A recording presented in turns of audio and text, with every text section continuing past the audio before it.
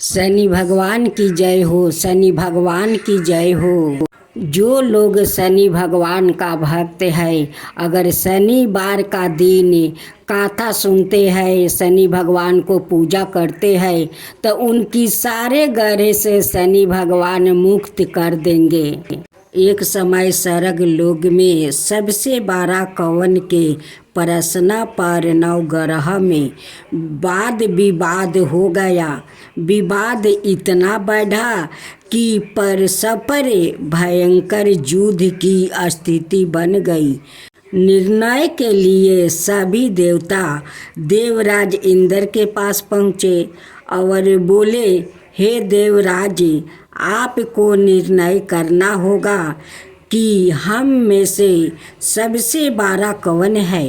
देवताओं का प्रश्न सुनकर देवराज इंद्र उलझन में पड़ गया।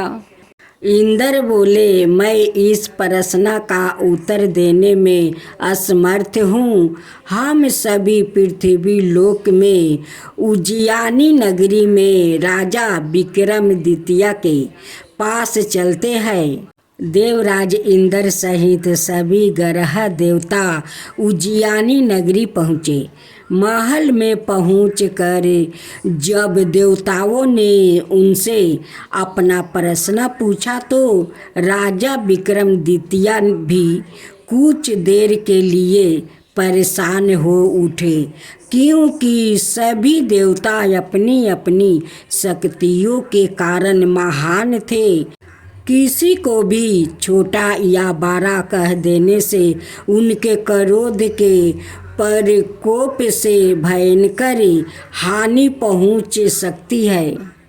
अचानक राजा विक्रमादित्य को एक उपाय सूझा और उन्होंने विभिन्न धातुओं स्वर्ण, रजत, चांदी, कांसा, तांबा, सीसा, रंगा, जस्ता, अबरक, लोहे के 9 आसन बनवाए। धातुओं के गुणों के अनुसार सभी आसनों को एक दूसरे के पीछे रखवा कर उन्होंने देवताओं को अपने अपने सिंहासन पर बैठने को कहा। देवताओं के बैठने के बाद राजा विक्रमादित्य ने कहा, आपका निर्णय तो स्वाय हो गया। जो सबसे पहले सिंहासन पर विराजमान है वही सबसे बड़ा है। राजा विक्रमादित्य के निर्णय को सुनकर शनि देवता ने सबसे पीछे आसन पर बैठने के कारण अपने को छोटा जानकर क्रोधित होकर कहा, राजा विक्रमादित्य, तुमने मुझे सबसे पीछे बैठाकर मेरा अपमान किया है। तुम मेरी शक्तियों के पराजित नहीं हो। मैं तुम्हारा सर्वनाश कर दूंगा। शनि ने कहा, सूर्य एक राशि पर 1 महीने रहता है, चंद्रमा 2.25 दिन, मंगल 1.5 महीने रहता है, बुध और शुक्र 1 महीने, बृहस्पति 13 महीने रहते हैं। लेकिन मैं किसी राशि पर 7.5 बरस 7.5 तक रहता हूँ। बड़े बड़े देवताओं को मैंने अपने प्रकोप से पीड़ित किया है। राम को 7.5 के कारण ही वन में जाकर रहना पड़ा और रावण को 7.5 के कारण ही युद्ध में मृत्यु का शिकार बनना पड़ा। राजा, अब तू भी मेरे प्रकोप से नहीं बच सकेगा। इसके बाद अन्य ग्रहों के देवता तो प्रसन्नता के साथ चले गए, परंतु शनिदेव बड़े क्रोध के साथ वहां से विदा हुआ।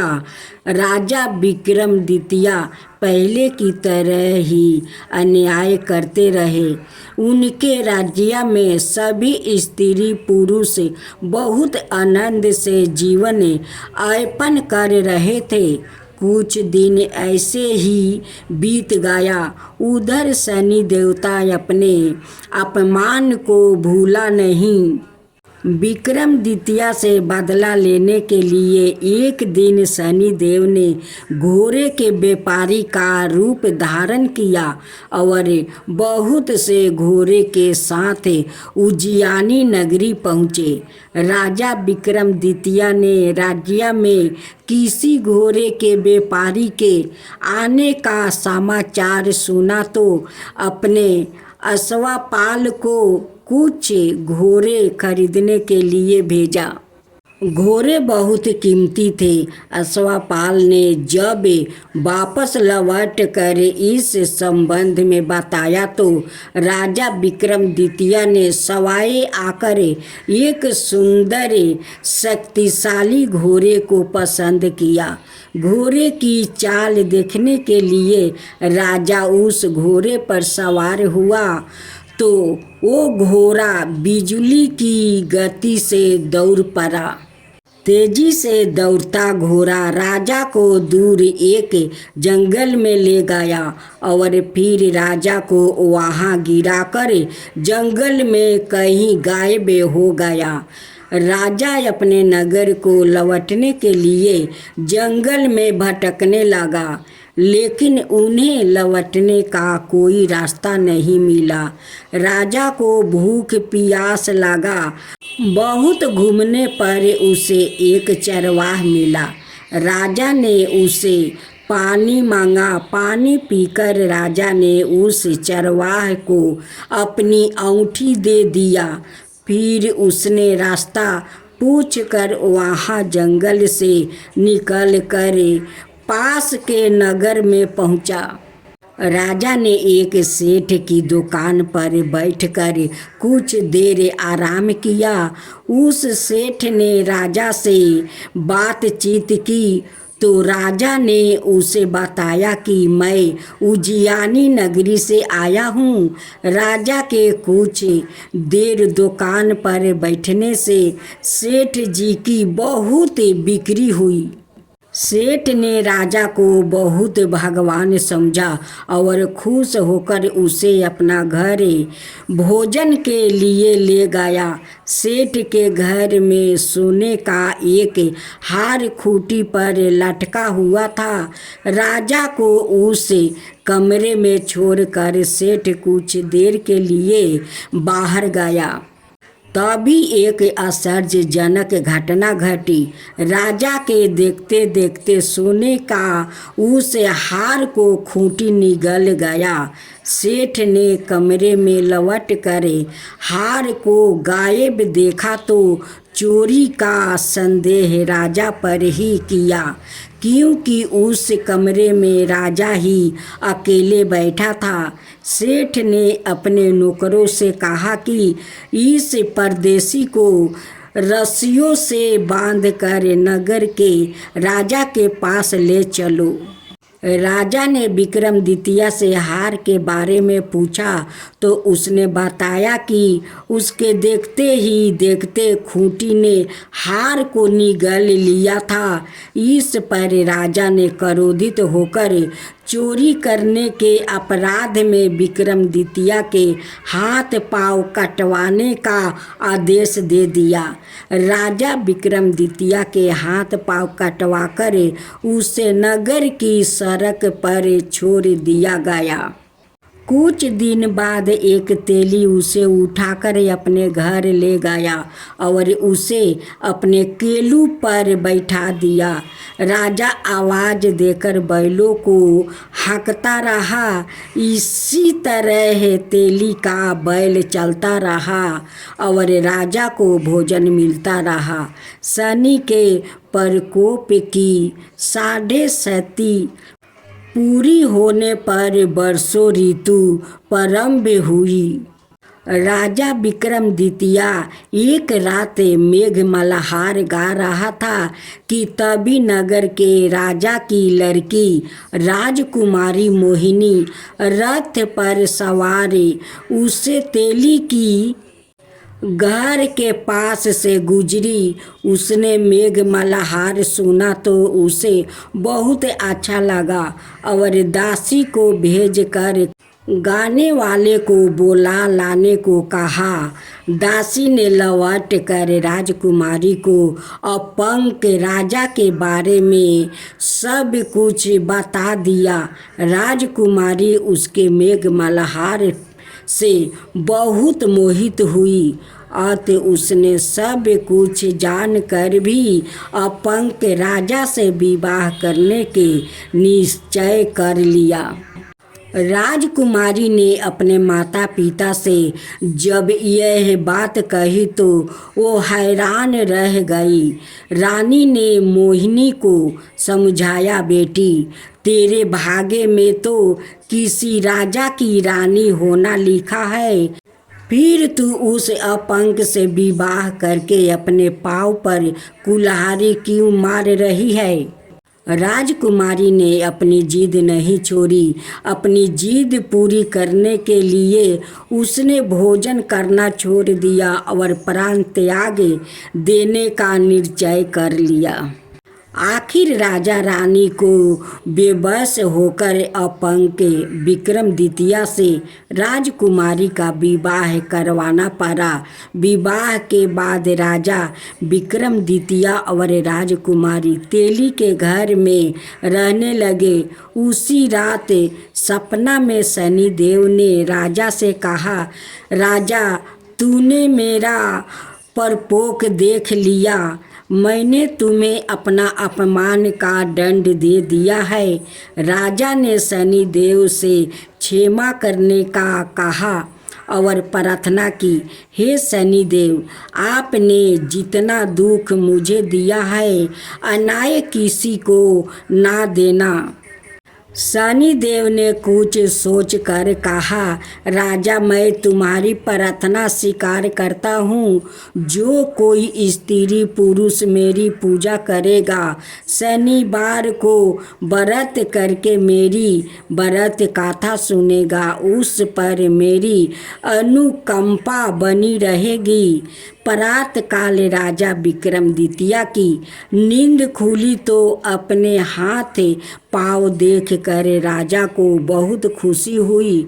उसने मन ही मन शनिदेव को प्रणाम किया। राजकुमारी भी राजा के हाथ पाँव सही सलामत देख कर आश्चर्य में डूब गई। तब राजा विक्रमादित्य ने अपना परिचय देते हुए शनिदेव के प्रकोप की सारी कहानी सुनाई। सेठ को जब इस बात का पता चला तो दौड़ता हुआ तेली के घर पहुंचा और राजा के चरणों में गिरकर क्षमा मांगने लगा।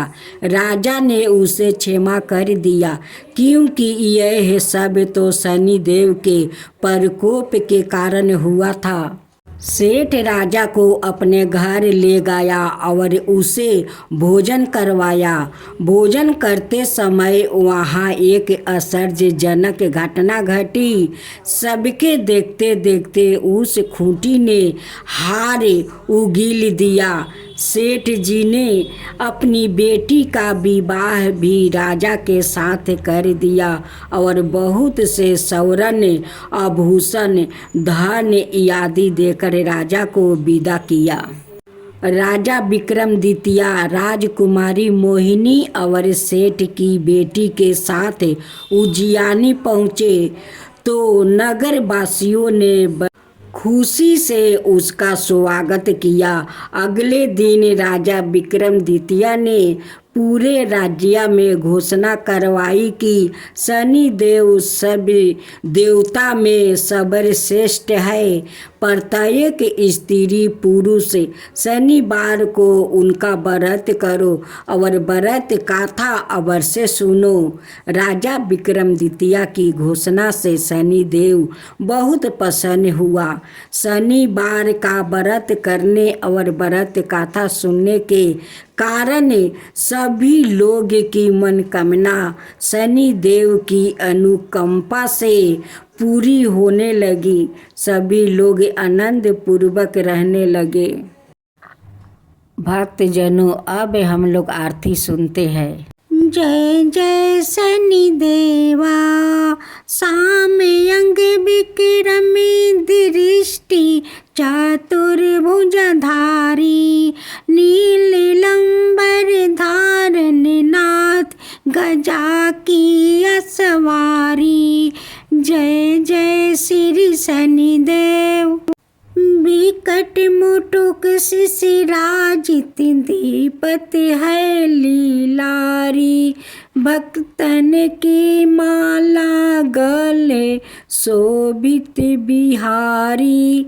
जय जय श्री शनिदेव। मोदक मिष्टन पान चढ़े है सुपारी, लोहा तिल तेल उर्दी महिषी अति प्यारी। जय जय श्री शनिदेव। देवदनु ऋषि मुनि सुमिरत नर नारी, विश्वनाथ धरत ध्यान शरण है तुम्हारी। जय जय श्री शनिदेव, भक्तन के हितकारी। जय जय जय शनिदेव।